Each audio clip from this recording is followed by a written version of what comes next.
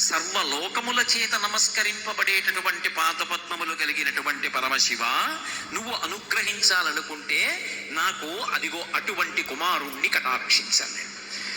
ఆయన ఒక్క చిరునవ్వు నవ్వి అన్నాడు, సుతుడు కావాలి, వాడు నీ కొడుకయ్యి ఉండాలి, అయోనిజుడయ్యి ఉండాలి, జరామరణములు లేనివాడయ్యి ఉండాలి, నాతో సమానుడయ్యి ఉండాలి.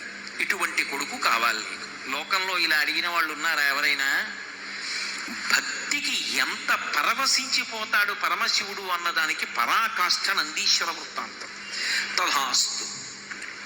ఇప్పుడు అయోనిజుడు కదా పుట్టాలి, భార్య కడుపులోంచి వచ్చేవాడు కాకూడదు. శిలాదుడు సంతోషించాడు, వెళ్ళిపోయి ఆయన ఒక యజ్ఞాన్ని సంకల్పం చేసి యజ్ఞం చేస్తున్నాడు.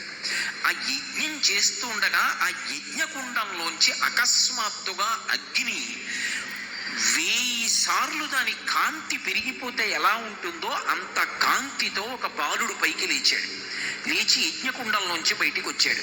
ఓ శివానుగ్రహంతో నాకు ఈ కుమారుడు కలిగాడన్నాడు. వాడికి ఉపనయనం చేశాడు, వేద విద్య అంతా నేర్పించాడు, పెరిగి పెద్దవాడు అవుతున్నాడు.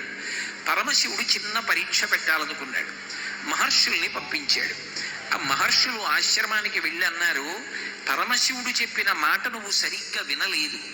ఈ పిల్లవాడు అల్పాయుర్దాయం, ఎక్కువ కాలం బ్రతకడు. ఈ పిల్లవాడు ఆయుర్దాయం అయిపోయింది, ఇంకా కొద్ది రోజులే ఉంటాడన్నాడు. శిలాదుడు ఘోరున ఏడ్చాడు. ఈ పిల్లవాడు అన్నాడు, నాన్నగారు దేనికి ఏడుస్తున్నారు? నిగ్రహానుగ్రహ సమర్థుడు పరమశివుడు, ఆయన ఇవ్వలేనిది లోకంలో లేదు. నేను ఆయన గురించి తపస్సు చేస్తానని వెళ్ళి కూర్చొని పరమశివుడి గురించి తపస్సు చేశాడు. శ్రీచక్రం.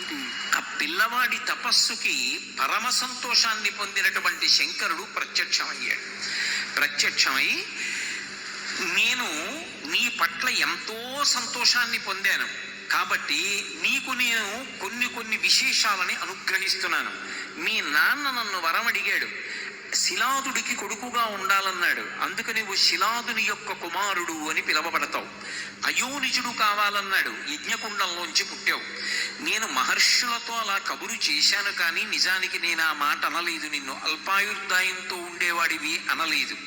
నీకు జరామరణములు లేవు, నీకు మృత్యు అన్నది రాదు. నాతో సమానమైనటువంటి రూపం కావాలని మీ నాన్న అడిగాడు. అందుకే నాతో సమానమైనటువంటి రూపాన్ని నీకు అనుగ్రహిస్తున్నానని సమానమైనటువంటి రూపాన్ని అనుగ్రహించాడు.